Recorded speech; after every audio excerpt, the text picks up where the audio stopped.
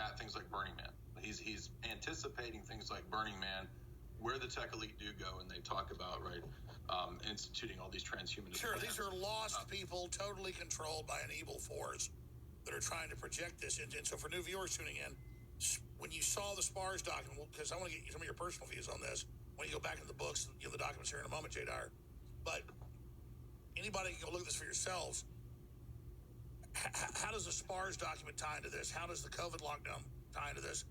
How does this tie into their end game? And versus the delusion they're following and becoming gods, obviously it's an entity trying to get humanity to kill ourselves. What is your smart guy? What is your personal view of the origin of this, what it is, where it's going?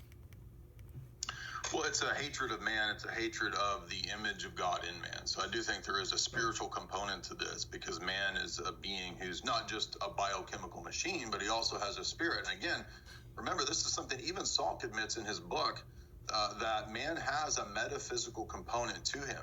And so they talk like they're actually scared of that. Bertrand Russell says that that's got to be stamped out. Again, if it doesn't exist, why does it have to be stamped out, right? Well, exactly. We have no free will, but we're this incredibly malleable thing that can do anything. They're admitting we're powerful. They want us to submit and be their tools.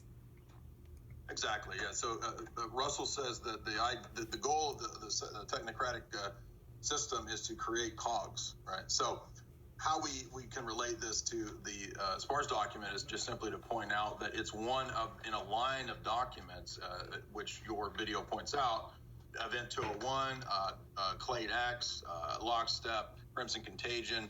It's the series of what we could call drills or war exercises, war gaming scenarios that basically lay out possible ways to approach so they claim, right, if this happens, when in reality what we know is that the drills are the covers, right? We saw this with 7/7. We've seen this with 9/11.